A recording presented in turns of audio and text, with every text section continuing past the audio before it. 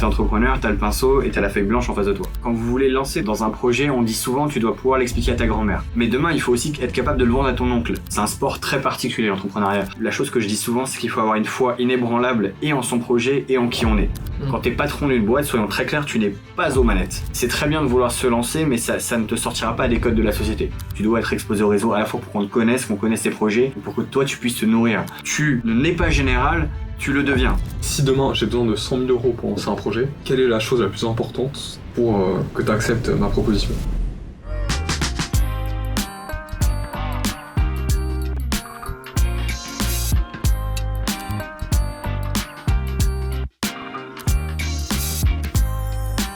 Bonjour François, ravi de faire cette vidéo tous ensemble avec toi.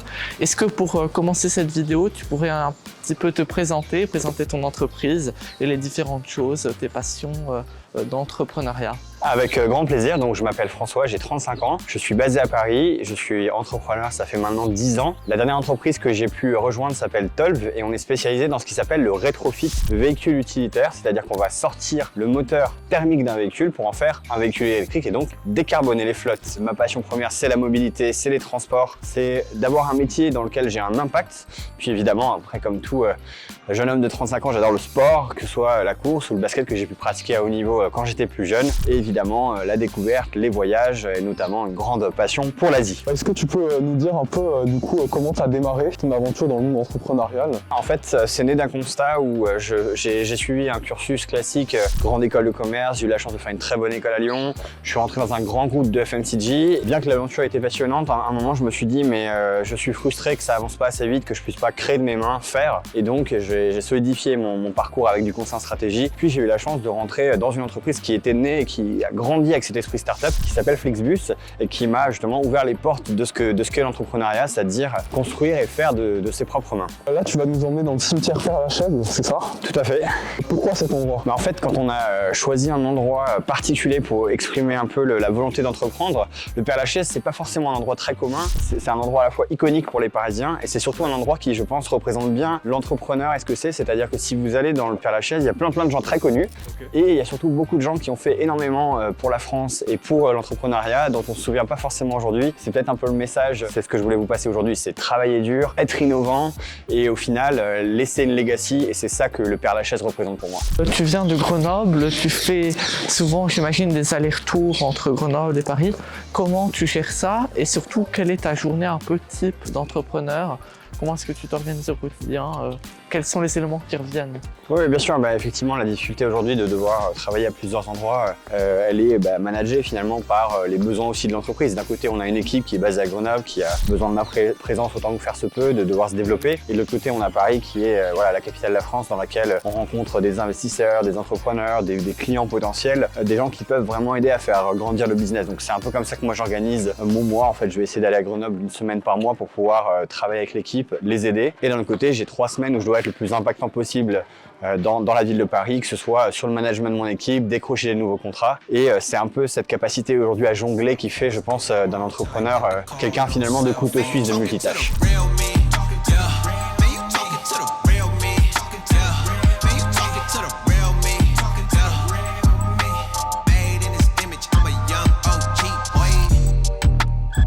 François, merci d'être là. Nous sommes maintenant en studio. Nous étions ce matin avec toi. Tu nous as partagé comment est-ce que tu es arrivé aujourd'hui à ta vie d'entrepreneur. Et comment est-ce que tu as accédé à l'entrepreneuriat. Question pour y revenir. Qu'est-ce qui t'a donné le déclic vers l'entrepreneuriat? Ça a été quoi pour toi ce déclic? En réalité, ce que je racontais ce matin, c'est un parcours qui s'est fait assez naturellement.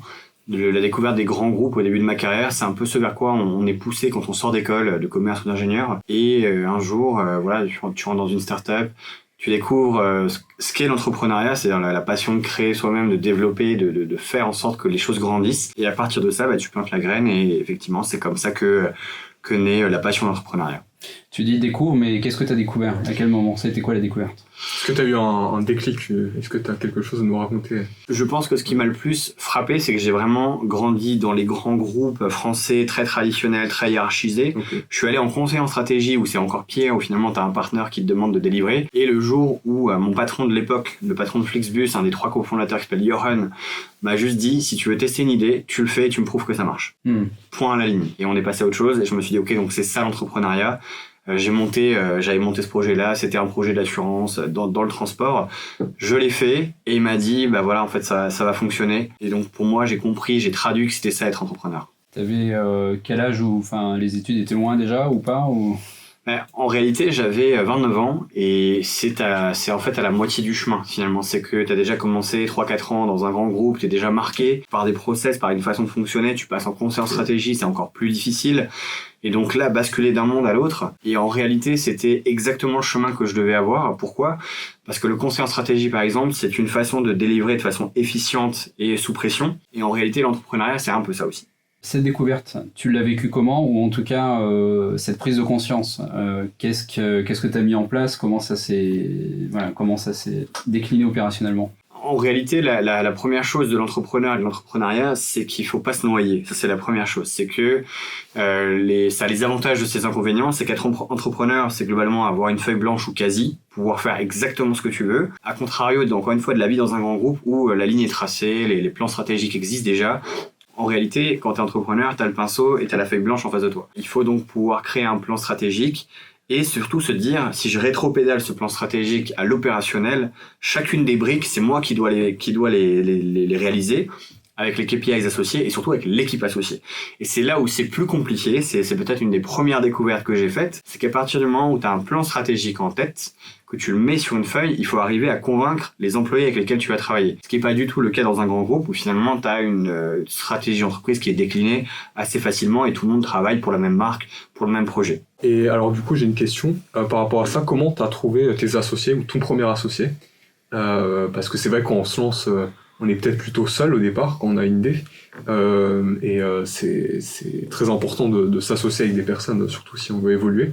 Donc toi, comment tu as fait pour trouver la bonne personne ou les bonnes personnes? En réalité, la question, elle est de façon générale sur comment tu trouves tes associés, est-ce que c'est important de s'associer et finalement, quelle est la bonne recette s'il y en a une. Avoir des associés, c'est assez important, à la fois quand tu veux crédibiliser un projet. Demain, tu te lances, tu as envie de créer un projet d'entrepreneur. Okay. Tu peux le faire seul. C'est quand même mieux d'être plusieurs parce que tu vas aller couvrir différentes verticales que tes investisseurs en face auront besoin de voir. C'est assez rare d'être un chef d'entreprise qui sait tout faire, de la finance au marketing au commercial. Typiquement, le commercial, c'est une des verticales qui est assez sous-exploitée quand tu es entrepreneur. C'est-à-dire que les gens pensent que l'entrepreneuriat, c'est avoir une bonne idée. C'est absolument faux. L'entrepreneuriat, c'est être un bon commercial. Et après, tu déroules l'idée. C'est 99% de travail, 1% de bonne idée. Et donc, je reviens là-dessus. C'est que la question de base, c'était comment tu trouves ton associé. Moi, au fur et à mesure des différents projets, des différentes boîtes dans lesquelles j'ai bossé, les projets que j'ai lancés, les associés, c'est vital. C'est-à-dire que si tu te foires sur ton associé, tu peux avoir la meilleure idée du monde, ta boîte, elle ira nulle part. Et je vous invite à regarder toutes les boîtes qui ont été lancées ces 10 dernières années, ne serait-ce qu'en France. Dans ce cimetière-là, 50% c'était des super bonnes idées. Mais c'est juste qu'il y a eu un mismatch entre les associés. Donc, il faut s'entendre d'un point de vue skill set, c'est-à-dire si t'as un financier, t'as quelqu'un qui fait du marketing, t'as quelqu'un qui fait de la tech, ça c'est un bon mix. Mais d'un côté, il faut aussi arriver à s'entendre sur qu'est-ce que toi t'entends par entrepreneuriat, comment est-ce que tu te vois avancer dans 10 ans, et ça aussi c'est une barrière à l'entrée que les gens identifient très mal. Pourquoi ? Ce qui arrive souvent, c'est que tu te retrouves dans un bar avec ton pote et tu te tapes dans la main en disant vas-y, on va être entrepreneur, on va monter une boîte. Sauf que la réalité des choses, c'est qu'être entrepreneur, c'est 99% de problèmes, c'est gérer des choses au quotidien maintenant, et c'est surtout s'engager sur les 5 prochaines années, par exemple. Quand des investisseurs vont te faire confiance, mettre de l'argent sur la table pour ton entreprise, ils s'attendent à ce que tu restes et à ce que tu délivres et à ce que tu déroules le projet stratégique. Si t'es pas capable de le faire avec tes associés et de te dire les choses au moment où ça va mal, bah finalement c'est là où t'as fait une erreur de recrutement. Ok. Et justement, comment est-ce que tu as géré les éventuelles divergences d'opinion? Parce que quand on crée une entreprise, on voit un peu on peut avoir des grands objectifs, il y a beaucoup d'ambition. Et quand on travaille en groupe, il y a parfois des divergences. Comment tu as géré ça? Donc là-dedans, il y a 2 questions. La première, c'est comment tu gères les associés au quotidien avec lesquels tu as décidé de te construire, tu as passé la barrière de c'est un bon partenaire, je sais que je vais avancer. La meilleure option, c'est quand même la franchise. C'est de se dire, on a acté un plan stratégique, on a acté des objectifs intermédiaires. Une fois qu'on s'est dit ça, concrètement, comment on fait pour y arriver ensemble? Et donc là, il faut pas avoir peur d'utiliser la franchise et surtout de se dire, encore une fois, on est dans le même bateau, on rame dans le même sens. Autant aller jusqu'au bout. Il y a aussi parfois des erreurs de casting et ça, c'est plus dur à gérer. Moi, ça m'est arrivé sur des projets annexes de devoir shooter des associés, shooter des partenaires parce qu'en réalité, si tu crois en ton projet, si tu crois en ton idée, tu ne dois laisser personne te faire sortir des rails. Et parfois, enfin moi j'utilise souvent cette expression, c'est il vaut mieux un bon divorce qu'un mauvais mariage. Et en réalité, dans l'entrepreneuriat, c'est extrêmement vrai. C'est que un entrepreneur qui va s'associer au jour 1, peut-être que l'autre associé ne fera plus le fit au jour 500 ou au jour 1500. Ok. Est-ce que tu as une anecdote à nous raconter par rapport à ça avec un associé, une erreur ou je sais pas si tu peux nous en parler ou pas. Ouais, tout à fait. Sur un des projets sur lequel je suis en train de travailler en ce moment, donc je travaille sur un projet en dehors de l'entreprise, mais qui est un projet de think tank, de cercle de réflexion sur la mobilité. Okay. Et l'objectif, il est de pouvoir mettre en avant l'ensemble des entreprises de la mobilité innovante qui décarbone l'industrie du transport, de l'automobile, de la mobilité. Donc on a vraiment on a un gros fardeau sur les épaules, on a une grosse ambition et ça vient en fait servir moi mon job au jour le jour. Donc il y a quand même beaucoup d'enjeux. Il y a l'enjeu sur mon job, il y a l'enjeu sur ma crédibilité et celle du réseau. Donc là, on est sur un projet, en gros, t'as pas le droit de te foirer. Et là-dessus, j'avais deux personnes qui m'ont dit, vas-y, banco, on y va. Et en fait, au fur et à mesure des premières semaines dans lesquelles on commence à monter le projet ensemble, ciseler un peu la stratégie, je me rends très vite compte qu'il y en a un des deux qui pense pas du tout la même chose, qui a pas la même traduction du projet, et surtout qui a pas le même drive, le même lead que les deux autres. Un moment ou un autre, il vaut mieux couper directement. Alors, ok, c'est pas des moments très plaisants. C'est pas des moments où ça fait toujours plaisir de devoir dire à quelqu'un qui a 35, 40 ans, désolé, mais en fait, ça fait pas le fit.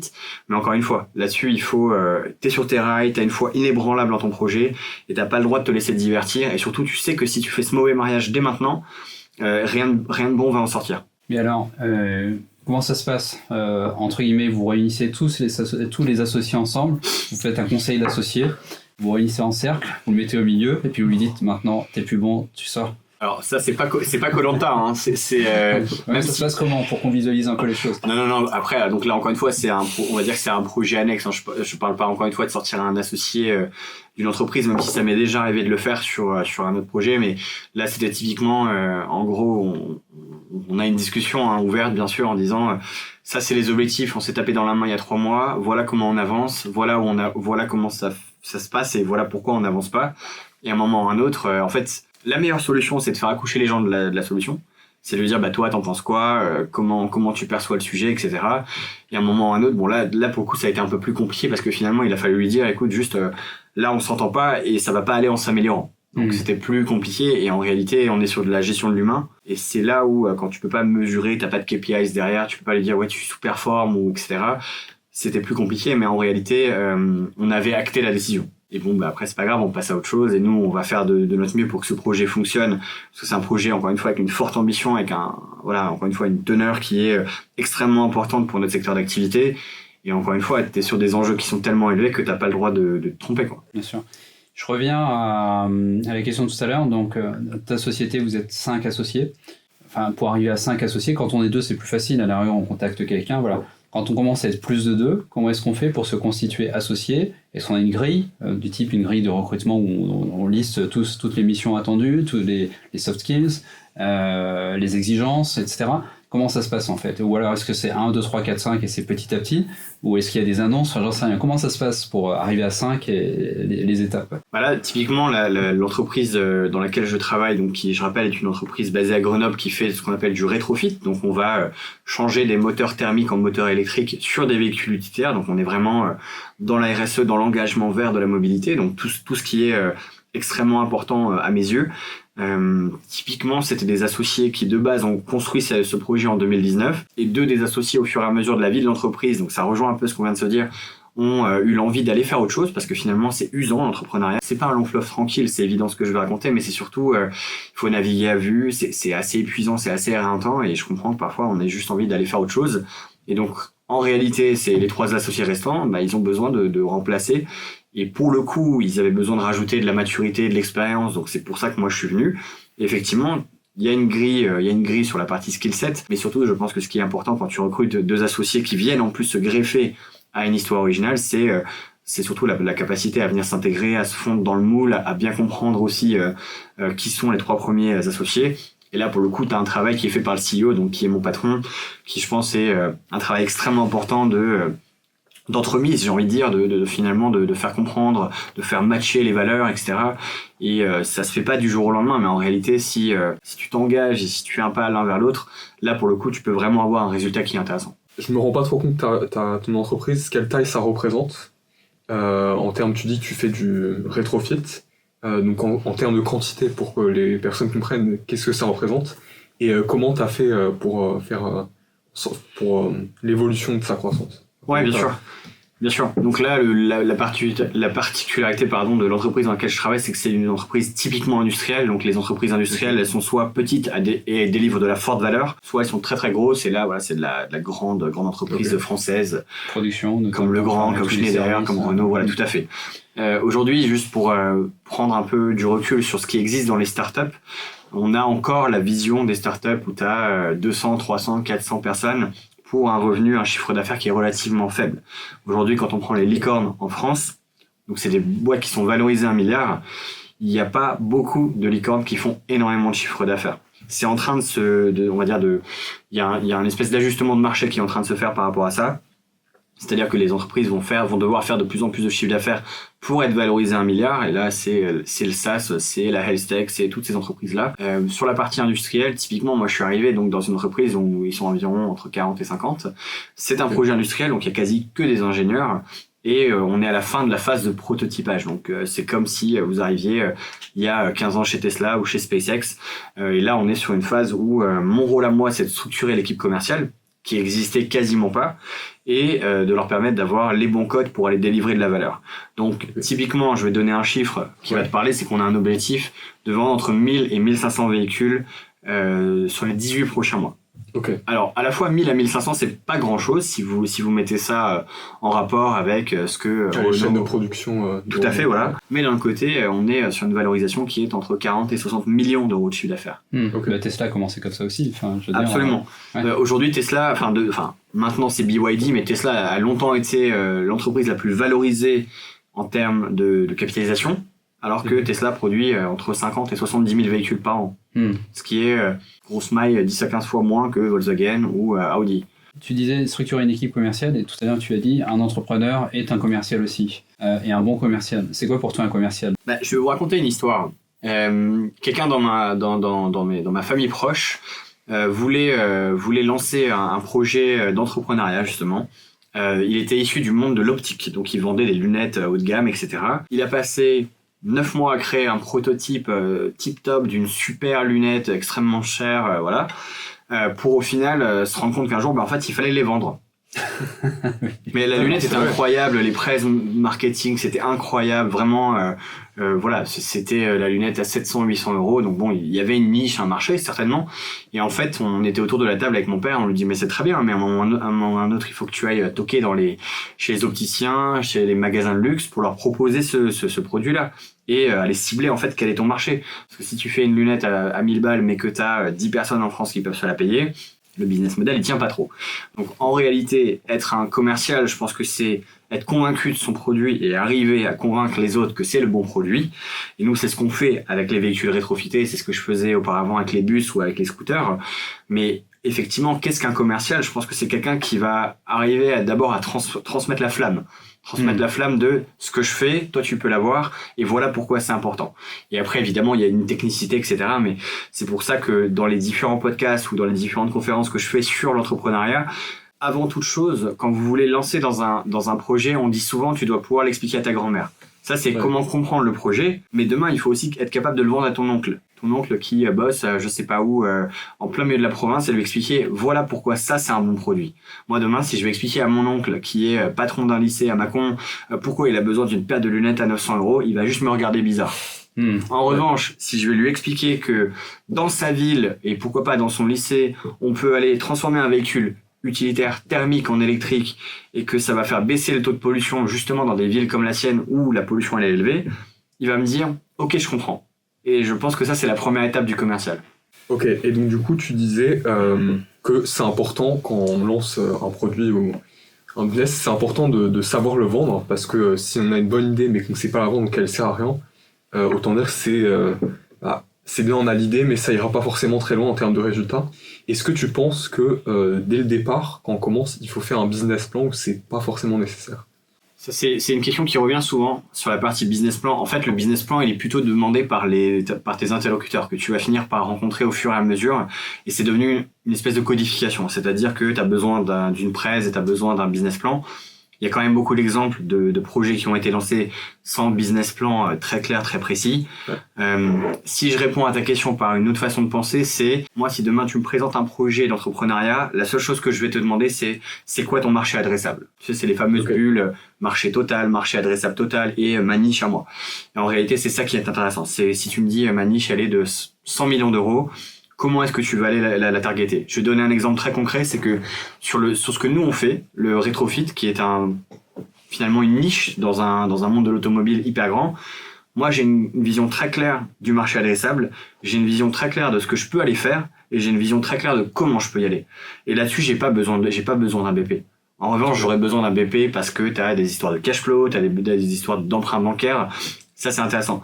Mais honnêtement, un bon entrepreneur fera pas un BP, parce que le bon entrepreneur, c'est d'abord une idée et que tu as compris comment aller vendre ça. Typiquement, demain, tu vas voir un angel investor. Il va te dire qu'est-ce que tu as fait pour me montrer que l'idée, elle marche.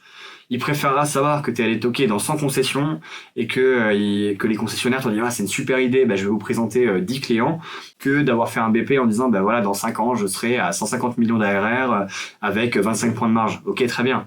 Mais concrètement, demain matin, comment tu commences, tu vois? Du coup, si demain j'ai besoin de 100 000 euros pour lancer un projet, concrètement, quelle est la chose la plus importante dont j'ai besoin pour que tu acceptes ma proposition? Retour terrain. J'ai besoin de savoir que tu es allé voir 10 clients, que tu as réussi à convaincre 10 clients, que tu as une vision de la valeur que tu apportes sur le marché qui est tout à fait corrélée à ce dont le marché a besoin. L'exemple type des lunettes. Le marché, il n'a pas nécessairement besoin de lunettes à 1000 euros. Tu peux les vendre, mais moi je préférais savoir que tu as convaincu 10 clients d'être sur ta liste de précommande. Ok. Tout à l'heure, tu disais l'exemple de la lunette et puis de quelqu'un qui vient te voir avec ton père.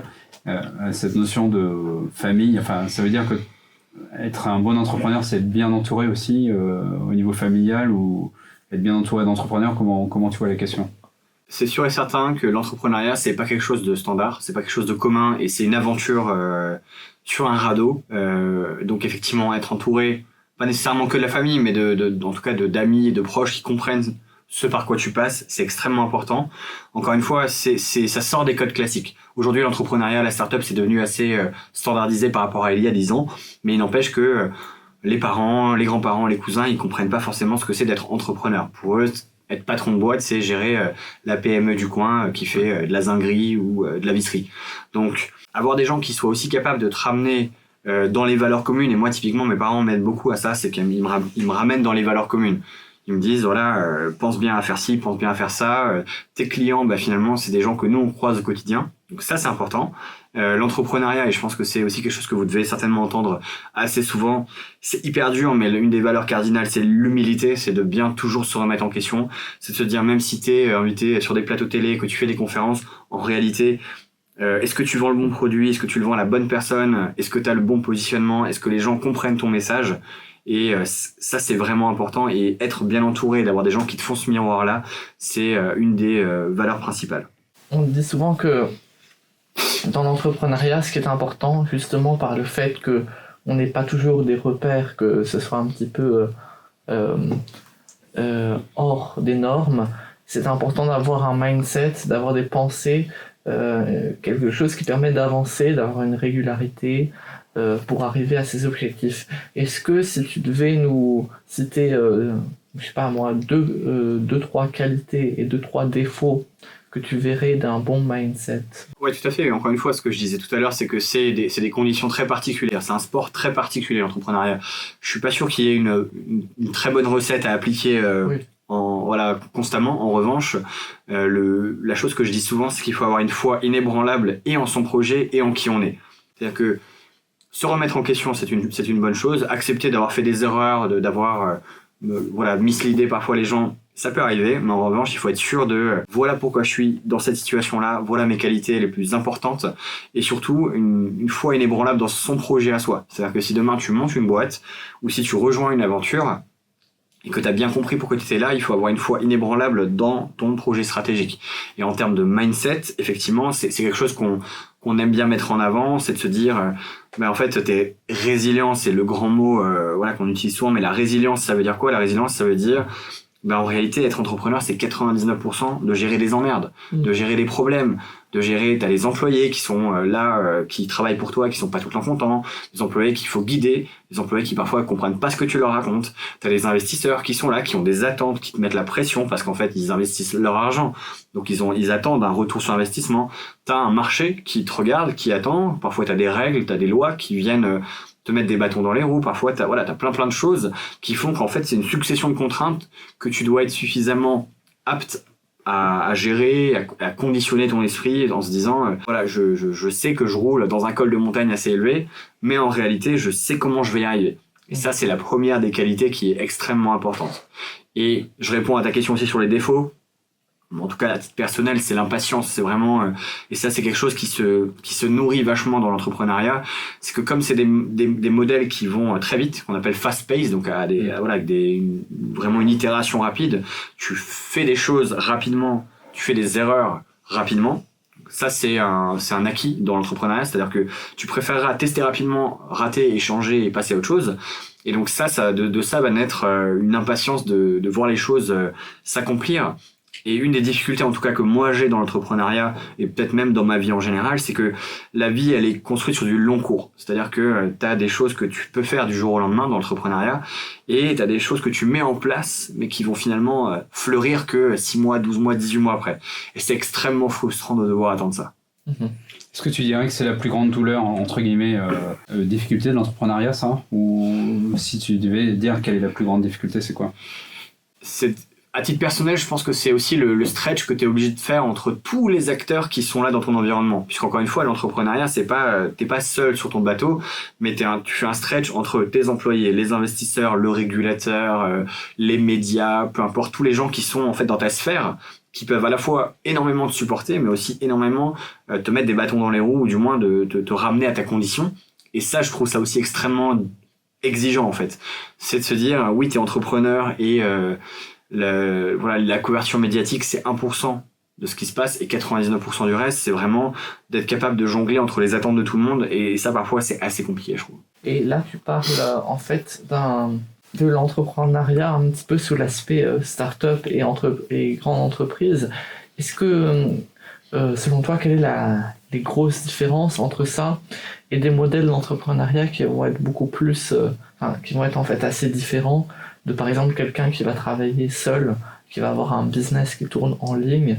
Quelles sont les différences? Et parce que en fait, c'est pas tout à fait le même marché, les mêmes caractéristiques. Oui, tout à fait. L'exemple du solopreneur dont on discutait tout à l'heure, ou des gens qui font de la boutique en ligne, c'est que tu as un effet de scale qui, à un moment ou à un autre, va s'arrêter, puisque le scale peut être fait par la techno, ça c'est sûr et certain. C'est-à-dire que tu peux passer de 1 à 10 grâce à de la techno. On parle beaucoup d'intelligence artificielle en ce moment, donc ça te permet de gagner en efficience, en fait, de mettre de l'eau dans les tuyaux. À un moment ou à un autre, si t'es tout seul, t'as un plafond qui est tes 24 heures, en fait. T'as une journée de 24 heures, tu peux pas l'articuler plus vite, mieux, etc. L'avantage d'être solopreneur, ou du moins d'avoir une plus petite structure, c'est ce stretch, c'est que t'as moins de zone de pression finalement. C'est que t'as toujours un patron qui est, soit c'est les impôts, soit c'est un investisseur, etc. L'avantage d'être solopreneur, c'est qu'effectivement, jusqu'à une certaine limite, t'as une vie qui est plutôt confort et dans laquelle t'as vraiment ce sentiment d'être aux manettes. Quand t'es patron d'une boîte, soyons très clairs, tu n'es pas aux manettes. T'es aux manettes de ta boîte, de tes employés, mais t'as plein de gens qui sont aussi aux manettes de ta propre vie. Et ça, c'est quelque chose qu'il faut absolument comprendre quand tu veux faire de l'entrepreneuriat. C'est que jusqu'à un certain niveau, tu es patron de ta propre vie, Et en fait, quand tu vas commencer à lever de l'argent, quand tu vas commencer à travailler avec des associés, à t'internationaliser, à faire du M&A, rentrer des boîtes, etc., tu deviens un super patron de boîte, mais finalement qui doit rendre des comptes à beaucoup de monde. Oui, tout à l'heure, justement, tu nous disais que on voit un peu l'entrepreneuriat en disant j'ai levé 1 milliard, mais en fait, c'est pas la réalité. Qu'est-ce que tu aurais à dire par rapport à ça, justement? Je pense que c'est plutôt les derniers sondages ou les dernières fois qu'on a questionné des gens qui sortaient d'école de commerce. Je crois qu'il y a 30 à 35% des gens qui disaient moi j'ai envie d'être entrepreneur, de monter ma start-up, alors que moi quand je suis sorti de l'école il y a 10 ans, ça devait être 5 à 10%. Le point il est qu'aujourd'hui c'est très bien de vouloir se lancer, mais ça ne te sortira pas des codes de la société. Ça, c'est la seule chose, c'est que c'est pas parce que tu te lances en tant qu'entrepreneur que tu vas pas devoir à un moment ou à un autre retrouver les codes des grands groupes, de la hiérarchie dans le conseil en strat, etc. Tu peux être un peu plus précis quand tu dis ça, c'est intéressant. Ouais, bien sûr. Ma crainte, elle est souvent quand je discute avec des jeunes qui veulent être entrepreneurs, et je suis dans des jurys de start-up, on a monté la French Tech à Munich, donc on les voit passer. À un moment ou à un autre, être entrepreneur, ça n'est pas s'affranchir des règles de la société. Parce qu'il faut pas oublier que le monde de l'entrepreneuriat, c'est une toute petite part de l'énorme gâteau que représente l'industrie et l'économie française. Et en fait, cette économie, elle est basée sur de la hiérarchie, sur des grosses structures, et l'entrepreneuriat, il est censé permettre parfois de pirater certains process ou de pirater certaines parties de l'industrie. Nous, ce qu'on fait, si je le traduis très clairement sur la partie véhicule utilitaire, on pirate l'industrie. C'est-à-dire qu'on va proposer une solution ultra innovante, décarbonée, et on va pouvoir accélérer assez rapidement. Pourquoi ? Parce qu'en face de nous, on a des très grands groupes qui, même s'ils ont les bonnes idées, en fait, c'est tellement une grosse machine que ça met du temps à se mettre en place. Donc ça, le modèle d'entrepreneuriat, il marche jusqu'à une certaine limite. Jusqu'à ce que tu te fasses racheter par une grosse boîte, et au final, tu es obligé de retomber dedans. Donc moi, je mets juste en garde les entrepreneurs qui veulent se lancer. C'est hyper bien, l'entrepreneuriat, c'est une super aventure. C'est extrêmement exigeant, mais à un moment ou à un autre, vous allez retomber sur les mêmes codes. Et ça, c'est important de le comprendre. Et alors, puisqu'on parle de codes, quels sont les codes justement, les codes dont on peut s'écarter? Sur les codes sur lesquels il faut absolument s'appuyer, je pense, c'est qu'il y a de l'intelligence dans la boîte. Dans le sens où, encore une fois, l'économie c'est une boîte et il y a de l'intelligence dedans. Elle existe déjà, c'est pas besoin d'aller tout réinventer. Et je prends souvent l'exemple des vieilles générations comme celle de mes parents, où moi, mon père, typiquement, il a fait une carrière dans la banque et je lui demande souvent des conseils. Parce que l'intelligence, elle était déjà là il y a 50 ans. On va pas se mentir. Elle était là sous une autre forme, avec d'autres noms, mais elle existait déjà. Il y a aujourd'hui des supports aux startups, je pense notamment à la French Tech, à la BPI, à toutes ces associations régionales qui aident et qui œuvrent pour que les startups se développent. Il faut pas s'en détourner. C'est extrêmement important d'être le plus proche possible et de l'administration et de toutes ces structures parallèles qui vont permettre à un entrepreneur de se développer, de monter son projet et d'aller de plus en plus vite. Quand vous allez chercher les 50 ou 100 premiers 1000 euros de votre entreprise, si vous les sortez pas de votre poche, vous pouvez aller faire des concours de start-up. Vous pouvez aller demander à Aviva, à la Fabrique, etc. Toutes ces structures qui permettent aux entrepreneurs justement de mieux comprendre leur rôle, d'être mentorés par exemple. Le mentorat, c'est extrêmement important. Et donc ça fait partie des codes sur lesquels j'insisterai. Et après, évidemment, je pense qu'il y a un code sur lequel moi j'ai jamais, sur lequel j'ai jamais porté d'importance, c'est l'âge. Et ça, je l'ai toujours dit. Bon, maintenant, je suis plutôt en train de basculer de l'autre côté de la barrière où un jour j'étais un jeune à potentiel. Maintenant, je suis juste un potentiel. Mais non, je pense que la partie âge, etc., il faut s'en affranchir. Il y a de l'intelligence dans les anciennes générations, définitivement. Il y a de l'intelligence dans les nouvelles. Et en fait, l'âge doit absolument pas être une barrière. Ça doit pas être un argument de vente, mais ça ne doit pas être une barrière. Justement, tu parlais d'entreprendre quand on est jeune, voire même très jeune. Est-ce que tu aurais un conseil particulier à donner à quelqu'un qui est jeune, qui veut entreprendre, qui a des ambitions? Quel est ce conseil? Déjà, c'est important de rappeler une chose, c'est que c'est très très bien d'avoir d'ambition. C'est très très bien d'avoir d'ambition et il faut juste se dire concrètement à quel service je la mets. Tu vois, c'est comme si tu voulais faire du sport de haut niveau. Comment ça fonctionne le sport de haut niveau? C'est encore une fois, 90% d'entraînement et 10% de talent. Ouais. Et donc, l'âge n'a pas d'importance. Si tu as 15, 16, 17 ans et que tu as envie de te lancer, lance-toi. Lance-toi, mais entoure-toi bien. encore une fois, ce qu'on se disait tout à l'heure sur la famille, les associés, etc., c'est n'hésite pas à demander conseil. Et si autour de toi, il n'y a pas forcément des gens qui ont l'habitude, qui ont le cerveau formaté pour ça, trouve un mentor. Et un mentor, tu peux en trouver un à 10 km à la ronde. Il suffit d'aller chercher quelqu'un qui a monté sa boîte, un patron de PME, il sera toujours ravi. Honnêtement, le réseau, il sert à ça. Et ça, c'est un sujet extrêmement important, et je sais qu'on va revenir dessus à un moment ou à un autre. Mais sur la partie mentoring, moi, ça m'est arrivé de mentorer des gens qui avaient 17, 18, 20, 25 ans, et je leur ai tous dit la même chose, peu importe l'âge, parce qu'en réalité, ce qu'il faut, c'est juste que tu allumes une flamme chez ces gens-là et qui continuent à nourrir la flamme avec d'autres expériences et d'autres échanges qu'ils peuvent avoir avec des mentors. Et justement, comment on fait? Parce que ce qui est pas facile dans l'entrepreneuriat, c'est qu'il faut très souvent se remettre en question. Oui, il faut tout le temps se remettre en question, et c'est ce que je vous disais tout à l'heure, c'est d'avoir ton cap, ta foi inébranlable, surtout en quitter en fait. C'est surtout que moi je veux bien me remettre en question sur plein de choses. Il y a des moments où je fais mal les choses, clairement, parce que ça arrive à tout le monde. Mais je connais mon skill set, je sais ce sur quoi je suis très fort, je sais ce sur quoi je dois progresser, et je sais que quand je donne une direction sur là où je suis fort, je sais que ça va fonctionner. Honnêtement, je suis convaincu à 99%. Et la seule chose, c'est qu'en fait, il faut embarquer les gens. Et quand tu es patron de boîte, quand t'as des employés, quand t'as des collaborateurs, en fait, c'est difficile d'y aller tout seul, il faut embarquer les gens. Et c'est souvent ces gens-là qui te font te poser ces questions-là. C'est pas le plan. Le plan, en général, trouver un plan intelligent, on est tous capables de le faire. Mais c'est embarquer les gens dans ce plan intelligent qui est extrêmement difficile. Et c'est ça qui te fait te poser des questions. Et moi, je m'en pose tous les soirs, en fait. Je vais marcher une demi-heure dans Paris et je me dis, ok, qu'est-ce que t'as bien fait? Qu'est-ce que tu pourrais faire différemment? Ah, on t'a fait telle remarque, pense bien à processer le truc, etc. Et le plus dur, en fait, c'est de sortir le vrai du faux. C'est de se dire, je suis d'accord de prendre les remarques qu'on me fait, de m'améliorer, de changer certaines parties de ma méthodologie. Mais d'un autre côté, tu as une méthodologie qui fonctionne, qui a été prouvée dans d'autres entreprises. Et donc, c'est de dire, je sors le vrai du faux et de pouvoir toujours et encore embarquer les collaborateurs avec toi. Et ça, c'est un truc qui est hyper dur, surtout sur les premières étapes de ta vie. Je prends un exemple très simple, c'est que là, à date, je suis dans une entreprise qui est plutôt petite. Quand j'étais chez Flexbus, c'était 4-5 fois plus grand. Rien que ma partie était 4-5 fois plus grande. Et donc forcément, quand tu manages 150 personnes, t'as pas du tout la même approche que quand t'en manages 5. Et c'est là où c'est hyper difficile aussi de devoir faire le stretch. Embarquer 150 personnes, c'est relativement facile une fois qu'ils sont venus dans la boîte. Une fois que tu les as recrutés, c'est relativement facile. Quand tu dois embarquer 5 personnes, c'est beaucoup plus difficile. Parce que finalement, tu vas gérer les contraintes au jour le jour, au quotidien. Tu es en frontal avec eux sur des sujets. Et c'est là où tu dois vraiment te remettre en question. Alors, j'ai une question un peu complémentaire à celle de Romasson.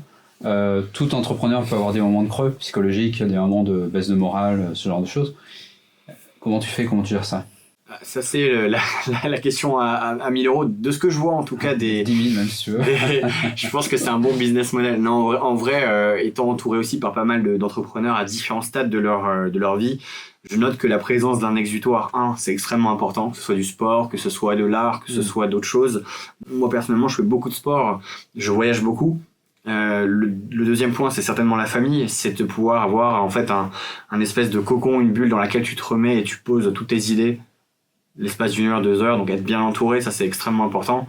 Et c'est ta capacité à déconnecter. Et quand tu es entrepreneur, c'est très très compliqué parce que finalement, si tu as monté ta boîte, tu vis, tu dors, tu manges pour cette boîte-là. Et ayant vécu typiquement la fin de certaines aventures, c'est extrêmement abrupt. Et en fait, il faut aussi savoir gérer ça. C'est moi, sur l'ancienne boîte dans laquelle j'étais, du jour au lendemain, ça s'est arrêté. Du jour au lendemain. Et alors que j'ai passé 100 semaines à 90 heures ou 80 heures de travail par semaine sur cette boîte-là, et du jour au lendemain, ça s'arrête. Et t'as un sas de décompression où tu te dis, mais à quoi, quel est le sens, derrière de ce qui se passe, quoi. Et donc là, comment tu remontes? C'est assez compliqué. Là, j'ai eu la chance d'être tout de suite pris sur un autre projet, mais en réalité, c'est extrêmement important de refaire son autocritique sur la fin du projet. Alors, le projet, il s'est pas arrêté à cause de moi, mais c'est pas pour autant qu'il s'est pas arrêté. Et se dire, ok, qu'est-ce que j'aurais pu mieux faire? Attention, warning sur le prochain projet. Et surtout, comment tu retrouves la motivation, en fait. Comment tu retrouves la flamme, etc. Et c'est hyper exigeant. Physiquement, c'est hyper exigeant. Mentalement, c'est hyper exigeant. Et je pense qu'il faut vraiment bien se connaître. T'as souvent des entrepreneurs ou des invests qui vont te parler de leur rando en haute montagne, qui font du trail, qui font des choses à haute intensité. Et je pense que c'est dans cette recherche d'intensité que tu comprends aussi quitter. Ces gens-là, ils seront pas capables de juste faire une demi-heure de marche dans Paris tous les jours. Ils ont besoin d'aller se dépasser. Moi, j'ai un peu ça aussi. Et ça, je pense que ça te permet de vraiment connaître tes limites. Et avec le risque, évidemment, c'est que tous les entrepreneurs, et d'ailleurs, on parle souvent on a parlé tout à l'heure de santé au travail, de mental health, à un moment ou à un autre, tu passes le cap et là, c'est compliqué. Ok. Tu parlais de mentorat pour les jeunes. Tu dis que tu as passé l'autre partie de la barrière. Tu mentorais, tu suis un mentorat. Enfin, voilà, question autour du mentoring te concernant. Sur le fait de moi mentorer des jeunes, d'être mentoré. De moi et d'être mentoré. Alors oui, ça c'est un conseil que je donne souvent à des collaborateurs quand je les recrute sur des postes à potentiel. Je leur dis souvent, moi j'aurais pas forcément le temps de le faire et c'est pas mon rôle. Je dis en revanche, regarde dans ton réseau s'il y a pas quelqu'un que t'admires ou que tu te dis voilà c'est quelqu'un d'exceptionnel. Et j'ai l'exemple sur mon job d'avant où j'avais dit justement à une collaboratrice que j'avais recrutée sur un très bon profil, je lui ai dit trouve-toi une ou deux mentors, des gens qui t'inspirent. Écris-leur sur LinkedIn et pose-leur des questions. Je dis les gens à 99% ils te répondent. Surtout sur ce genre de sujet-là. Et c'est extrêmement important. Pourquoi ? Parce qu'en fait ça te permet d'avoir une altérité, quelque chose qui va te permettre de te former aussi. Et il faut pas oublier une chose, c'est que dans l'entrepreneuriat, c'est ce qu'on se disait tout à l'heure avec la sortie d'école, c'est que t'es pas formé, tu commences à peine. Et la formation, elle se fait tout au long de ta vie. Et comment tu fais quand t'es patron d'entreprise à 35 ans pour continuer à être formé ? Et donc, moi, effectivement, j'avais besoin de mentors. Alors, moi, j'ai des mentors un peu dans tous les secteurs. J'ai des mentors entrepreneurs, j'ai des mentors en politique, j'ai des gens qui ont 70 ans et ça te permet d'avoir à la fois du retour qualitatif sur le travail, mais surtout sur la personnalité. Typiquement, moi, je suis quelqu'un, comme je vous l'ai dit, d'impatient, mais aussi, je me pose énormément de questions, et eux, ils me permettent souvent de moins m'en poser. Et donc, ça, c'est un conseil que je peux donner à peu près à tous les jeunes. Ce que je dis souvent, c'est que c'est extrêmement important d'avoir quelqu'un dans sa vie qui soit capable, mais aussi de nous sortir de notre quotidien. Et ça, c'est quelque chose que les entrepreneurs font pas forcément, c'est de se sortir de son quotidien, se poser les bonnes questions, et encore une fois, se projeter dans le futur. C'est quelque chose, quand on est entrepreneur, qu'on fait pas souvent, c'est de se dire, ok, à quoi ma vie va ressembler dans 5 ans. Je prends souvent l'exemple de mon ancien patron, de chez Flixbus, Johan, qui était un des 3 cofondateurs. Juste une parenthèse, donc Flixbus, ça a été fondé en 2013, avant même l'ouverture au marché des lignes de bus. Là, l'an prochain ou dans 2 ans, peut-être qu'ils rentreront en bourse, donc c'est une aventure de 13 ans là pour l'instant. On avait souvent cette discussion de à quoi ta vie va ressembler. Et Johan, il a 3 ans de plus que moi. Donc c'est extrêmement important aussi d'avoir des mentors. Et lui, il me disait souvent, en fait, moi, mes mentors, c'est le patron d'Allianz, le patron de tel ou tel journal à Munich, c'est un entrepreneur qui a monté une super start-up en Allemagne. Et c'est comme ça aussi qu'on se serre les coudes. Typiquement, c'est souvent des réseaux. Moi, c'est pour ça que je fais ça dans la mobilité. C'est à la fois pour récupérer les bonnes idées, mais aussi pour pouvoir partager un peu les difficultés qu'on peut avoir. Ok, très intéressant sur cette partie du mentorat. Maintenant, et c'est un sujet qui est en lien, on pourrait parler du réseau professionnel, entrepreneur, et l'importance que ça a. Donc toi, aujourd'hui, comment est-ce que tu arrives à te construire un réseau ? Comment est-ce que tu as fait dans le temps ? Après, on parlera aussi de l'importance que ça a. Mais pour l'instant, est-ce que tu peux nous expliquer comment est-ce que tu as fait et comment est-ce que tu fais pour maintenir ce réseau et avoir des personnes qui soient à la fois des personnes qui ont réussi, mais qui sont aussi intéressantes par rapport à ce que tu développes et qui peuvent t'apporter des choses, mais à qui tu peux aussi apporter des choses. Ouais, le réseau, c'est un outil très puissant et très important dans la vie en général, mais surtout dans celle d'un entrepreneur. Et on se rend compte, selon la verticale dans laquelle on travaille, moi c'est la mobilité, le transport, qu'en réalité, on a assez vite fait le tour. Et donc c'est toujours une question de marché adressable. C'est en France, il y a peut-être 15 top leaders dans la mobilité, il y a peut-être 50 personnes où il faut vraiment les connaître, et il y a 200 personnes qui sauront être influentes.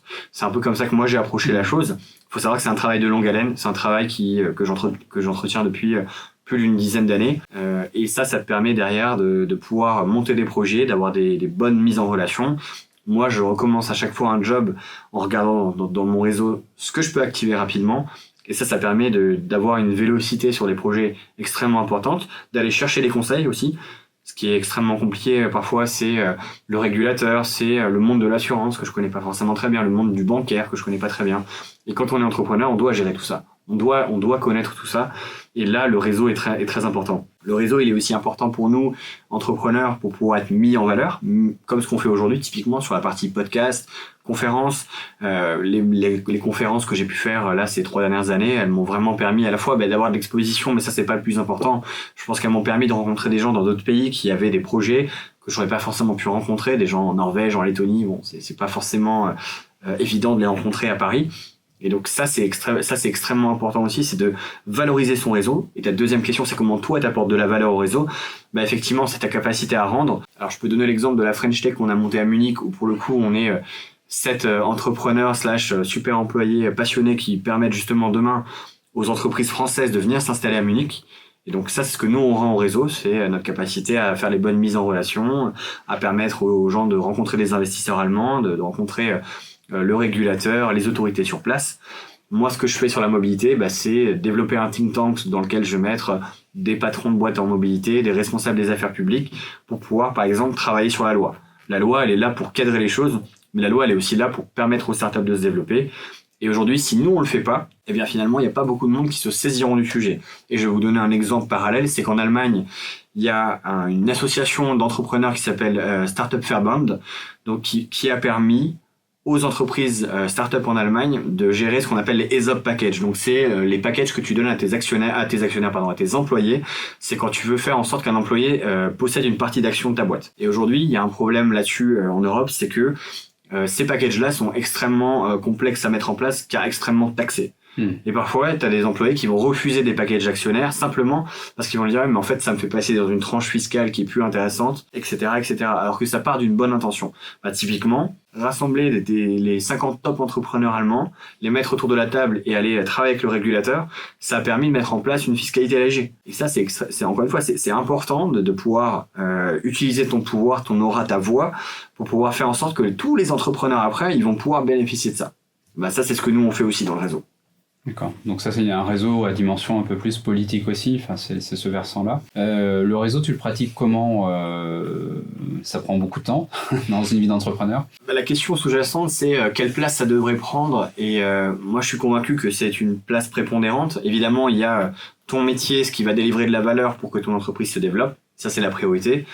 La partie quand tu es C-level d'une boîte, CEO avec CEO c'est très très spécifique, mais C-level d'une boîte, tu dois être exposé au réseau. Tu dois être exposé au réseau à la fois pour qu'on te connaisse, qu'on connaisse tes projets, et pour que toi tu puisses te nourrir. Et typiquement, ça passe par soit des rencontres, des conférences, être dans des groupes de travail typiquement, donc être dans du lobbying aussi. Et ça c'est une partie du job que tu es obligé de faire. C'est un peu comme les sales tout à l'heure. J'ai du mal à concevoir un métier d'entrepreneur de C-level dans une entreprise sans cette partie réseautage. Par rapport au réseau justement, est-ce que tu aurais des conseils, des lieux qui peuvent être intéressants, des événements par exemple, pour les gens qui commencent dans l'entrepreneuriat ou qui voudraient se lancer dans l'entrepreneuriat et commencer très vite à se construire un réseau justement. Oui, tout à fait. Il y a beaucoup. En fait, il faut identifier les différents acteurs qui produisent du réseau, que ce soit en région ou à Paris. Je prends souvent l'exemple de la BPI, des chambres de commerce, du MEDEF, tout ce genre d'endroits où tu vas avoir des breakfasts, des dîners, des conférences ouvertes au public. Et ça, c'est les premières choses à faire. Moi, je me souviens que ces conférences-là, je les faisais déjà à 18 ans. J'allais comprendre un peu comment en Alsace, à la CCI, il y avait le mec qui gérait telle ou telle entreprise, qui racontait son expérience. On s'est internationalisé, voilà comment on a fait, on travaille en Chine. Et en fait, le réseau, c'est vraiment un travail de longue haleine. C'est déjà de bien comprendre ce que tu viens chercher. Et au fur et à mesure que tu deviens, que tu gravis les échelons et que tu deviens pertinent pour une zone, toi, tu vas pouvoir prendre la parole, tu vas pouvoir intervenir. Moi, c'est un peu ce switch-là que j'ai fait quand je suis arrivé chez Flixbus. Pour te donner un exemple, c'est que avant d'être chez Flixbus, j'étais entre guillemets, j'avais pas de valeur ajoutée dans le réseau et j'ai commencé à me la construire. Ça a pris vraiment du temps. Maintenant, je suis plus perçu comme un expert de la mobilité et les gens me demandent mon avis à la fois sur la partie création de réseau, quelles sont les prochaines grandes tendances, la voiture autonome, les bornes de recharge, etc. Donc là, tu te poses en tant qu'expert et ça, c'est important. Et après, c'est surtout aussi moi, qu'est-ce que je viens chercher dans le réseau. En fait, moi, je viens chercher des associés, je viens chercher des gens qui vont pouvoir m'aider sur la boîte actuelle. Je te donne l'exemple du cercle de pensée qu'on est en train de monter. C'est là-dessus que j'ai trouvé mon associé. J'ai fait un post LinkedIn sur la faillite de Cityscoot. Il y a eu 150, 200 likes et il m'a mis un petit texto. On doit se connaître de près de loin, c'est hyper intéressant, vas-y, on s'appelle. Et au fur et à mesure, on a construit l'histoire comme ça. Et en fait, c'est là où c'est intéressant le réseau, c'est quand tu commences à être identifié, ça te permet de vite avoir les bons points de contact. Si les gens se disent François, il est identifié en tant qu'expert de la mobilité, je vais lui ouvrir telle ou telle porte. Parce qu'ils savent que derrière, il y a thématique business à aller chercher, une thématique levée de fonds, etc. Est-ce qu'il n'y a pas un piège dans les réseaux? C'est-à-dire les réseaux qui proposent des services qui sont payants et avec un côté, on attire des jeunes entrepreneurs. Et finalement, un jeune entrepreneur qui se retrouve un peu perdu dans toutes ces offres de réseaux qui existent. Comment sélectionner le bon réseau, le réseau le plus pertinent, le moins coûteux quand on commence. Est-ce qu'il y a des astuces comme ça? Encore une fois, je pars souvent du principe assez idéaliste que si tu veux te lancer, créer du réseau, normalement, t'as pas besoin de sortir d'argent de ta poche. Honnêtement, aujourd'hui, il y a des structures, on est en France, où c'est quand même relativement bien fait pour pouvoir assister à des conférences. Encore une fois, tu peux contacter à peu près qui tu veux. Si les gens sont corrects, ils te répondront. Donc moi c'est pas que je mets en garde les gens sur le fait de dépenser de l'argent, faites ce que vous voulez de votre argent, c'est pas le sujet. Je pense que tu peux lancer une boîte aujourd'hui avec moins de 2000 euros par an, y a pas de souci. Si t'as une bonne idée, si t'as un PC et une tête bien faite, c'est déjà un bon début. Trouver des gens qui sont prêts à t'aider, il y a des gens qui sont prêts à t'aider gratuitement. Et après, en fait, au fur et à mesure, l'extension de la question, c'est à quel moment tu dois te dire j'externalise, je prends des experts et j'accepte de les faire payer. Typiquement, c'est dans une phase de croissance ou c'est dans une phase où toi, tu n'arrives plus à gérer une verticale que tu ne maîtrises pas. Je m'explique, les RH par exemple. Quand t'es 3 ou 4 dans ta boîte, tu sais comment recruter, t'as ton idée, etc. Quand tu commences à être 50 ou 100 et que tu dois créer une structure d'entreprise, une culture, que tu dois avoir des process bien faits, que tu dois avoir une satisfaction au sein de ton entreprise, tu es obligé d'avoir un DRH et deux, quelqu'un d'extérieur qui va pouvoir te permettre de travailler ces sujets-là. Déjà parce que toi, en tant qu'entrepreneur ou que C-level d'une boîte, t'es pas forcément expert de ça et surtout, tu n'as pas le temps de le faire. Et donc, c'est plutôt pour répondre à cette question-là, c'est à quel moment tu dois, toi, investir dans des formations ou dans du freelance. En réalité, c'est pour travailler, gagner en vélocité et surtout faire venir de l'expertise au sein de ta boîte. Donc, tu nous as dit qu'aujourd'hui, ta boîte c'est 1500, non? C'est l'objectif de faire 1500, ouais. 1500 véhicules par an. Ce sera l'objectif. Ce sera l'objectif. Ok. Donc, quelle est ta vision par rapport à, dans 3-5 ans, plutôt 5 ans, on va dire, où tu te vois à peu près dans 5 ans? Est-ce que tu as des objectifs en tête? En fait, la question des objectifs, elle est cruciale, elle est primordiale. Tu peux pas avancer, comme on se le disait au début de la discussion, tu peux pas avancer dans un projet entrepreneurial sans te dire, les différents arrêts du train que j'ai besoin de faire. Alors sur la vision de la boîte, je la partage évidemment avec des associés et un CEO. Évidemment, l'objectif c'est de faire croître l'entreprise, décarboner un maximum. Ça, c'est notre engagement à nous. Donc évidemment, l'objectif c'est sur les 3 à 5 prochaines années de s'installer comme un acteur majeur en France d'abord, mais évidemment en Europe. On est sur des marchés qui sont naissants. Et puis moi, à titre personnel, c'est de continuer dans ce travail aussi parallèle d'expertise de la mobilité, d'être toujours et toujours plus pertinent. Et en fait, on te donne une baguette magique, qu'est-ce que tu as envie de devenir? Et c'est ça la question. C'est de se dire, dans 5 ans, qu'est-ce que moi j'ai envie de faire? J'ai envie d'être encore plus expert de la mobilité, d'avoir aussi créé à côté une structure qui permet aux entrepreneurs qui rentrent dans la mobilité d'être encadrés, de pouvoir travailler le régulateur et de dire en fait la France elle est à un tournant de son histoire sur la partie start-up.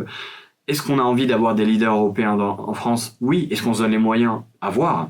Nous, notre objectif c'est de se dire dans 5 ans en fait, notamment sur la mobilité, le transport, la logistique, on a œuvré avec tous les experts qu'on a pu rassembler pour faire en sorte que les prochaines pépites elles sortent en France. Et on en est capable, on a l'intelligence, vous êtes autour de la table, vous savez ce que c'est.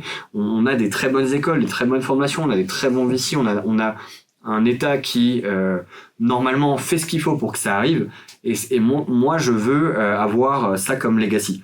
Et sur la partie évidemment entreprise, c'est d'emmener l'entreprise au maximum, développer tes collaborateurs, leur permettre de se développer au sein de l'entreprise, de prendre des nouveaux postes.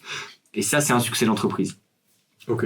Et donc, je vais prendre le relais parce que je sais qu'il y a des questions que vous voulez me poser, mais typiquement, il y a une citation que j'aime beaucoup.